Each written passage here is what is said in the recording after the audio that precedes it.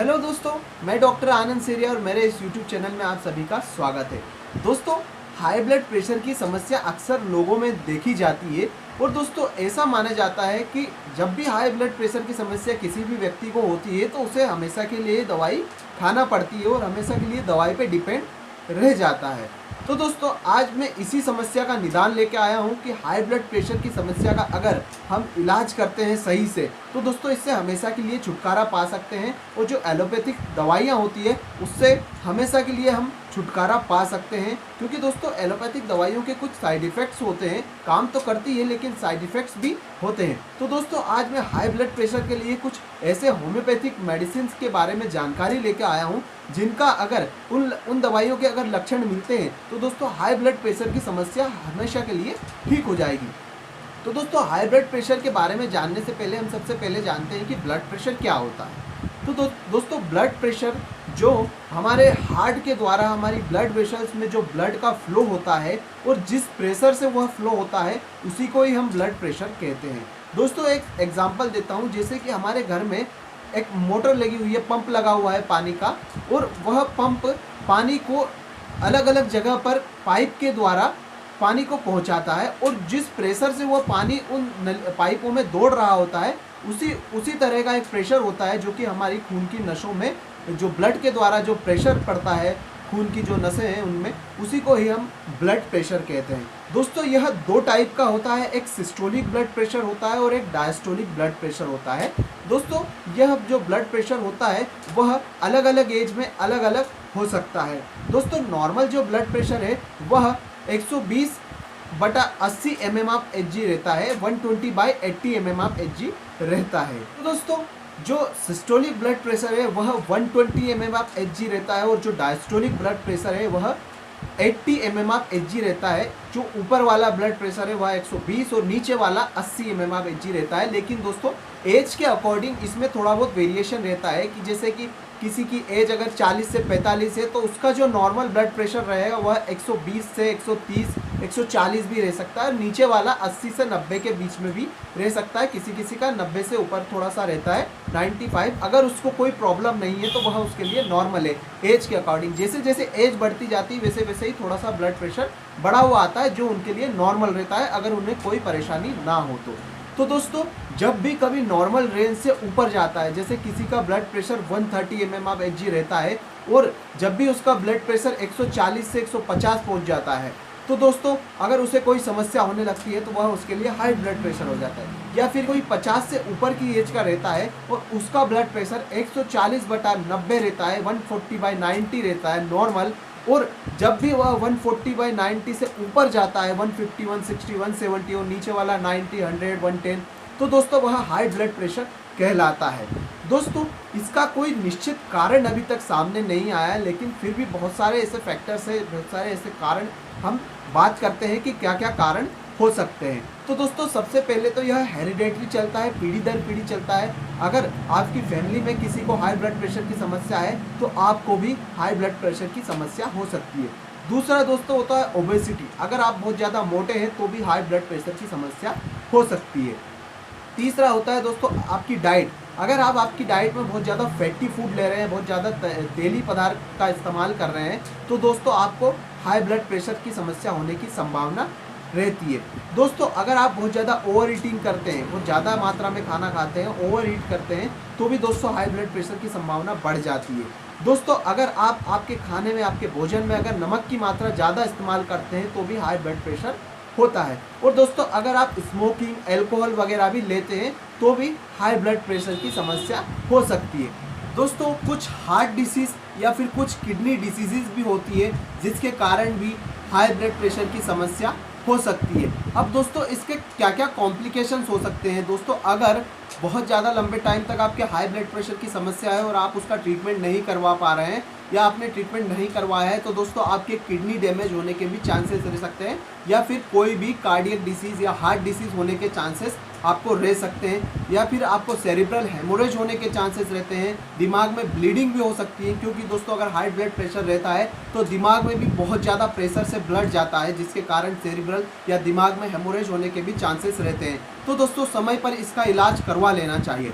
तो दोस्तों आइए जानते हैं कि कौन कौन सी ऐसी होम्योपैथिक मेडिसिन है जो कि हाई ब्लड प्रेशर को ठीक करने में हमारी हेल्प करती है। दोस्तों, अगर अभी तक आपने मेरा यूट्यूब चैनल सब्सक्राइब नहीं किया है तो प्लीज़ सब्सक्राइब करिएगा और बेल आइकन को जरूर दबा दीजिएगा ताकि मेरी लेटेस्ट वीडियो सबसे पहले आपके पास पहुंच सके।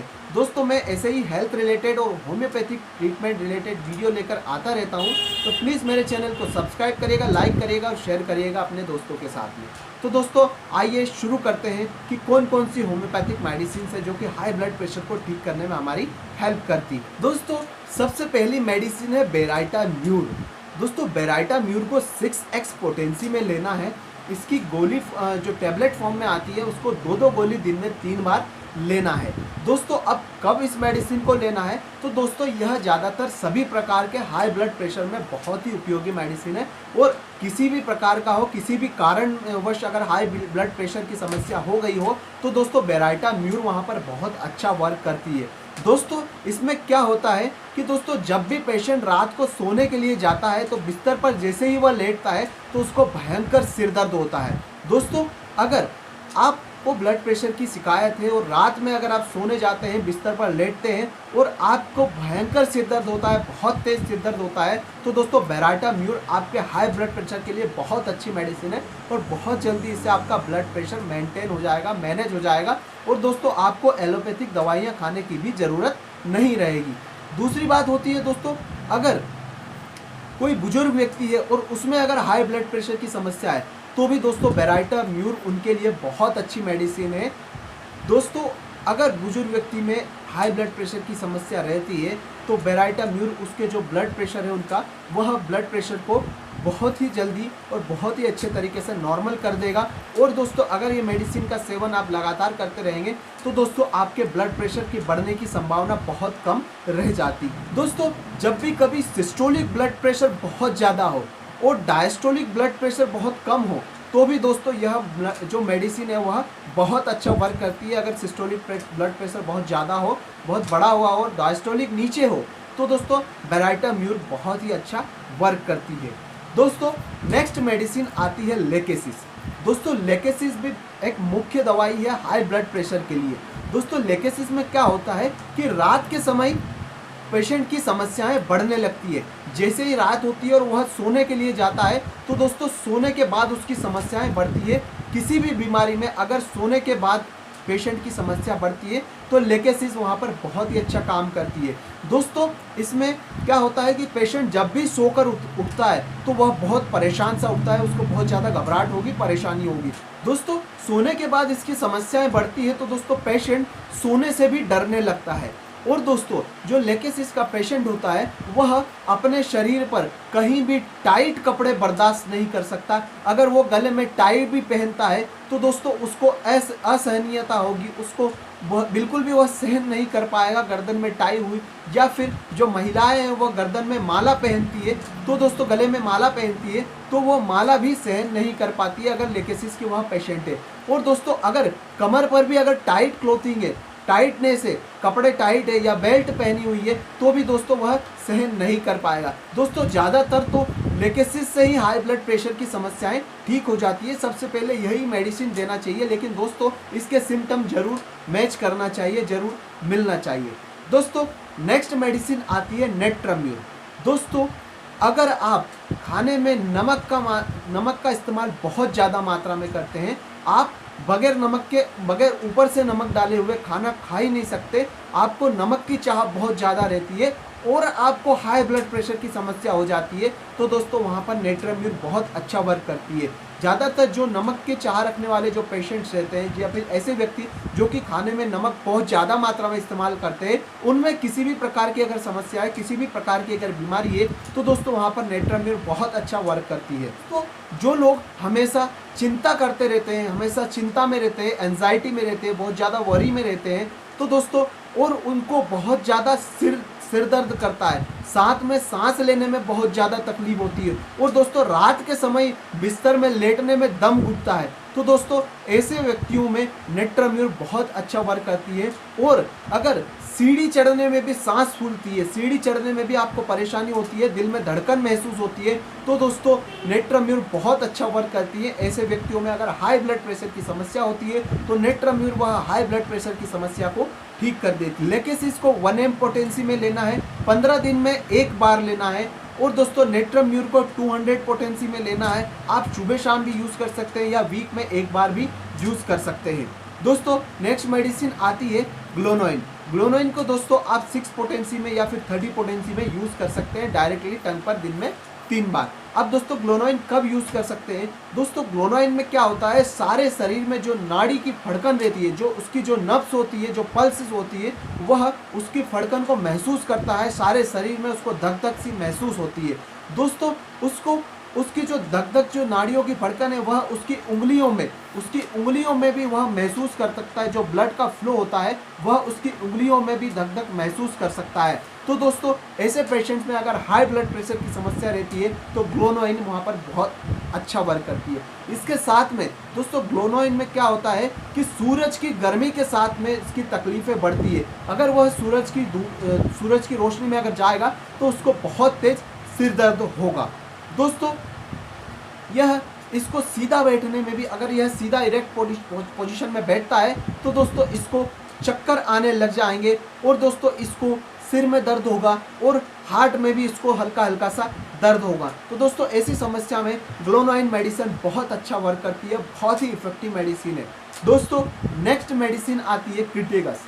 क्रिटेगस दोस्तों मदर टिंचर में लेना है। दोस्तों अगर हार्ट की कोई भी समस्या हो या फिर ब्लड वेसल्स की कोई भी समस्या हो, हमारी जो खून की नलियां हैं वह मोटी हो गई है, उनमें कोलेस्ट्रॉल जमा हो गया है जिसके कारण हमारा ब्लड प्रेशर हाई हो गया है, तो दोस्तों वहाँ पर क्रिटेगस बहुत ही अच्छा वर्क करती है। बहुत ही इफेक्टिव मेडिसिन है। मदर टिंचर में इसकी 20-20 बूंद दिन में 3 बार या फिर 2 टाइम ले सकते हैं कंडीशन के अकॉर्डिंग।